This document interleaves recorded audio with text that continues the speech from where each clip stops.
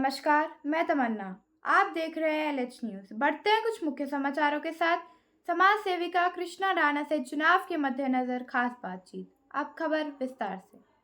आज हम कालका में बैठे हैं, हमारे साथ प्रसिद्ध समाज सेविका कृष्णा राणा जी हमारे साथ बैठे हैं। पहले तो हम उनका स्वागत करते हैं। बहुत बहुत स्वागत है आपका। धन्यवाद जी आपका। अभी आपने बीजेपी को समर्थन दिया, उसके बारे में हम जानना चाहेंगे। समर्थन मैंने इसलिए दिया क्योंकि मैं 2001 से फील्ड में हूँ, समाज सेवा करती हूँ, लेकिन आज तक जो भी कैंडिडेट इस कालका में रहा तो मुझे नहीं लगता कि कालका का अभी तक कोई खास विकास नहीं हुआ जी। अगर हम मतलब लोगों की समस्या के बारे में बात करते हैं तो हर तरफ समस्या ही समस्या है। चाहे आप रोड का वो ले लो कि हमारे जो रोड है, सड़कें हैं, उनका बहुत बुरा हाल है। गली मोहल्ले में कोई पुल है या कोई गली में कोई भी वो है तो वो सही तरीके से विकास हुआ ही नहीं है, चाहे वो कोई सी सरकार रही है। तो मैं किसी सरकार की बुराई नहीं कर रही हूँ, लेकिन मैं सच्चाई बोलना चाहती हूँ और सच्चाई बोलनी भी चाहिए। तो आज मुझे ऐसा लगा कि जो भारतीय जनता पार्टी ने जिस कैंडिडेट को हमारे हल्का कालका में उतारा है, शक्ति रानी जी, तो मैं उनका बहुत बहुत स्वागत भी करती हूँ। और उनके बारे में जो मैंने सुना है वो एक बहुत ही दबंग लेडी भी है और उनकी पूरी फैमिली बहुत ही सराहनीय काम करते हैं और उनका सभी लोग उनको जानते हैं। तो मेरे दिल ने आवाज़ दी कि अगर ऐसा कैंडिडेट आपके बीच में है तो वो काम कराने में सक्षम है, चाहे वो सत्ता में नहीं भी है तो भी वो अपने इतनी क्षमता है कि वो खुद मतलब विकास कर सकते हैं। तो मैंने भी यही सोचा कि अगर ऐसा कैंडिडेट हमारे बीच में आया तो मैंने अभी तक जो भी कमाई की है और मैंने लोग ही कमाए हैं और जो गरीब बस्तियां, गरीब लोग हैं, उनका हमेशा समर्थन किया, उनकी सपोर्ट की, उनके हर दुख सुख में खड़ी हुई हूँ। तो वो लोग मेरे साथ दिल से जुड़े हुए हैं। तो उन लोगों से मैंने अपील की कि अगर हम ऐसा करना चाहें तो क्या आप मेरे साथ हैं। तो मैंने बिल्कुल छोटे से कम समय में, शॉर्ट टाइम में मैंने सभी को मैसेज किया। मैं कहीं फील्ड में नहीं गई, मैंने सिर्फ फ़ोन से मैसेज किया सभी लोगों को, सारी महिलाओं को।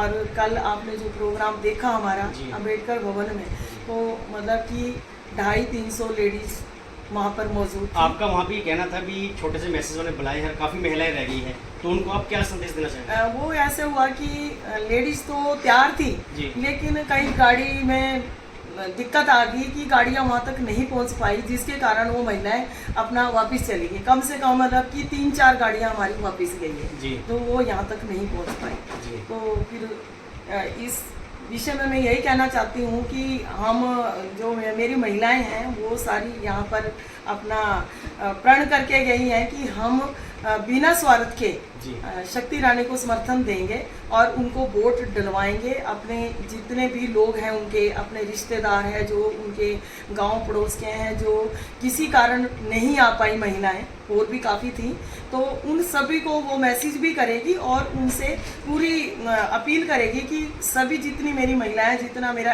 भारत एजुकेशन ट्रस्ट जो हमारा है, वो उसमें जितनी भी मेंबर हैं हमारी, जो हमारे साथ शुरू से जुड़ी हैं, वो सभी लोग मतलब शक्ति रानी जी का समर्थन करेगी।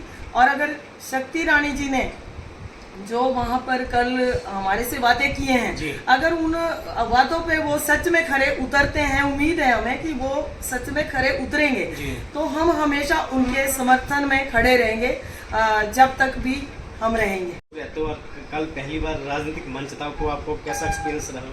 जी देखिए, राजनीतिक से मुझे कोई मतलब शौक भी नहीं है और ज़्यादा, क्योंकि मुझे शौक है समाज सेवा करना का, और मेरा समाज सेवा जो करती हूँ मैं, उसका मेरा अलग तरीका है।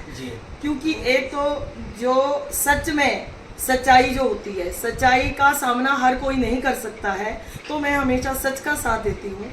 और मुझे वहाँ पर ये लगा कि अगर शक्ति रानी जी सच में एक तो महिला है और दूसरा उनका जो सिस्टम है, काम करने का तरीका है, उनके बेटे हैं वो सांसद मेंबर हैं, संसद में बैठते हैं, तो वो हमारे मध्यम फैमिली से सभी महिलाएं थी और आपने भी बड़ी मेहनत की है, आपने भी यानी कि ज़मीन से जुड़े हो, आज भी जुड़े हो, आज यहाँ तक पहुँच गए। कैसा आपको लगा और कैसा महसूस होता है? तो जो महिलाएं हैं उनको आप क्या संदेश देना चाहते हैं? देखिए, मैं भी मध्यम फैमिली से ही हूँ जी। और जो मैंने उस टाइम बीड़ा उठाया था, जी। जो अत्याचार मेरे साथ भी काफ़ी हुए, क्योंकि जब आदमी एक बिल्कुल ही कमज़ोर होता है तो आर्थिक स्थिति से भी कमज़ोर, तो हर कोई दबाने की कोशिश करता है। जी। तो मैंने यही चीज़ सीखी अपने जीवन में कि अगर मेरे साथ इतना गलत हुआ, मेरी बहुत लंबी कहानी है, जी। तो जब मैं उसमें से बाहर निकली तो मुझे लगा कि मेरे जैसी पता नहीं कितनी महिलाएं होंगी जो कि मेरे जैसी हैं और उनके साथ भी ऐसा ही कुछ होता होगा, मतलब हर तरह से उनके साथ प्रताड़ना, हर तरह से उनका शोषण।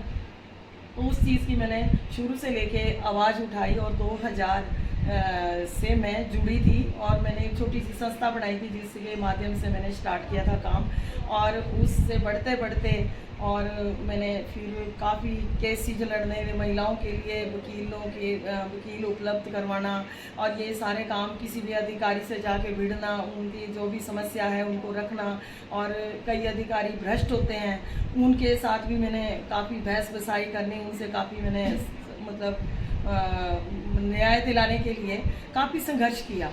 तो उन महिलाओं ने फिर देखो, आम जनता क्या चाहती है, आम जनता ये चाहती है कि हमारे बीच में आए कोई, हमारी कोई सुने।